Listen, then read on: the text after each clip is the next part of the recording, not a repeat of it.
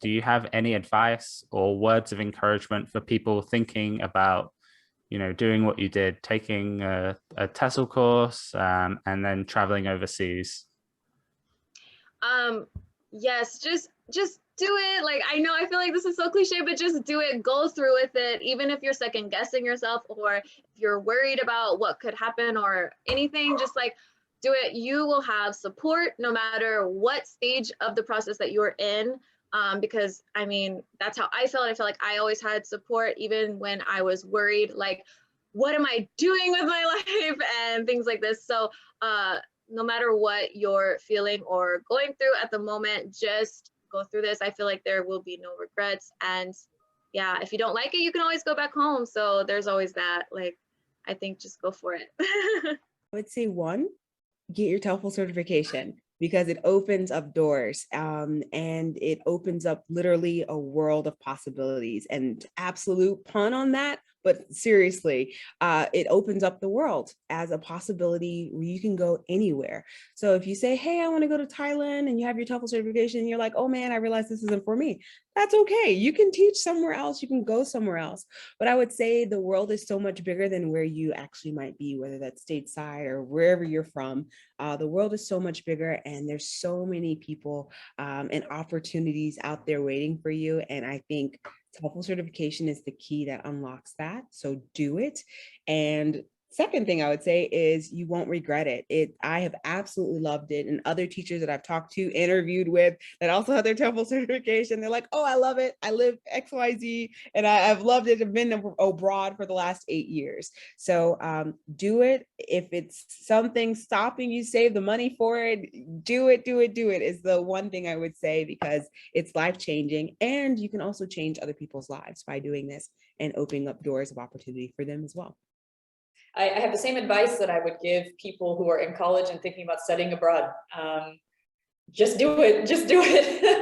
I mean, you only have most people doing this are usually in their, somewhere between 18 and 30 years old usually. And, it's a time in your life where you can do this. And, once that passes, it passes and you don't get this again. And I mean, I've never met anybody who studied abroad or moved abroad to teach or did anything and said, oh, I wish I hadn't done that. Nobody ever says this, some of us end up just permanently moving also. Don't hesitate. The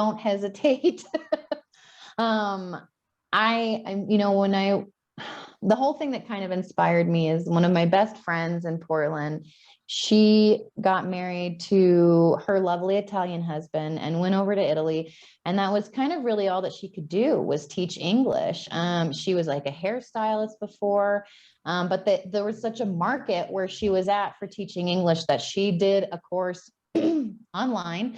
And so I went to visit her in Italy and I was just like, wow, this is so amazing. I mean, obviously it's Italy, Yeah.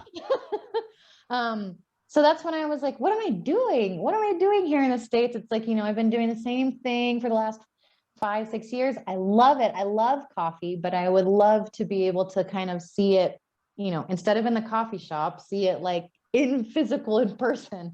And so I just knew that, teaching English was something that I needed to do. So I was working full time. And then I did the course on Saturday, Sundays for, I think, a little bit over a month. And then it was like a month after that, I scaled back everything that I had. I shipped some stuff to my parents' house, like books that I couldn't part with and stuff. I just went like a crazy person, but it's been the best.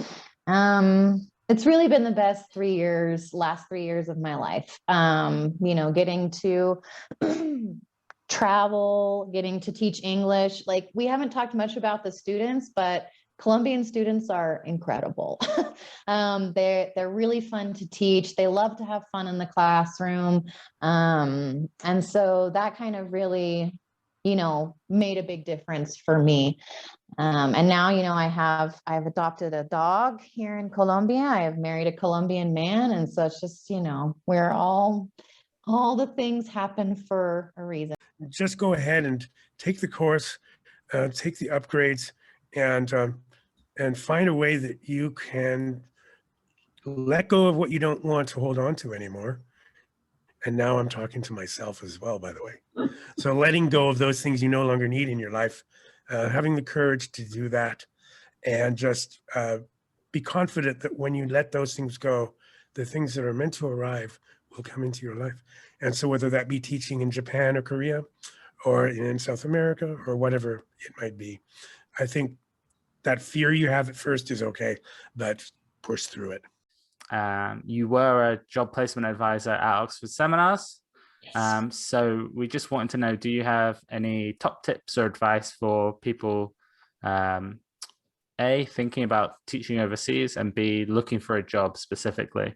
I would say definitely be open to your location and be open to the city that you're looking at being in. It's great to have a good country in mind, but sometimes you'll see people focusing on large city areas and city centers, and you'll often get a much better cultural experience in a smaller town.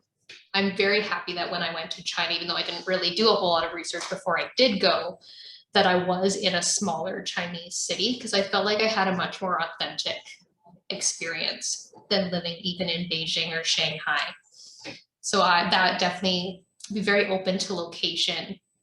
I think definitely do a little bit of cultural research before you go as well, so that you kind of know what behaviors are expected of you as a foreigner in the country and what things foreigners tend to do in that country that can really annoy people.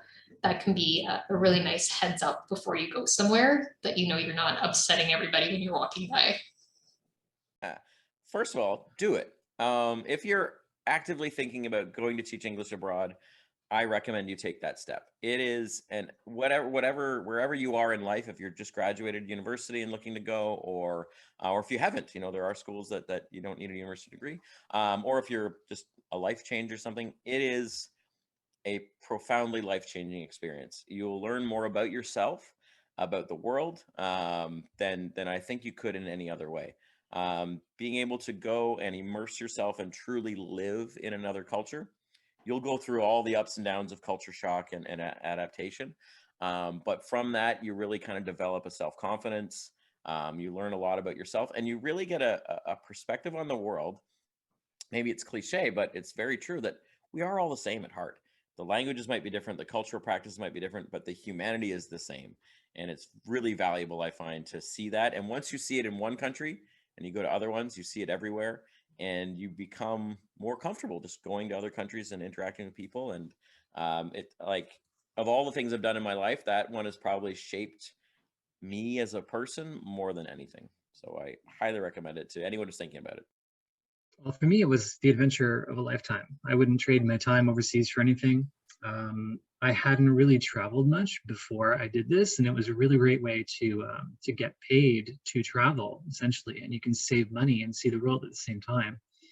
So I just think that it's really broadening, and it looks really good in a resume too. If you can say, like, I've been overseas and I worked overseas, a lot of employers will look at that really favorably. So do it while you can. If you're young and single and unattached, or even if you want to bring a partner over, I mean, that can work sometimes too. But like in your 20s and 30s, if you got a couple of years and you're willing to, adjust to a new culture, yeah, do it. I think it's a really good option for people.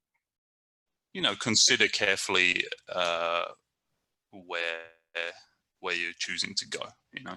Don't be too drawn in by the pictures you see on the internet or the stereotypes you have of a place. Like, think carefully about what type of person you are, what kind of environment you like to live in, how much of a challenge you're ready for. Living in rural China, that's going to be one type of challenge.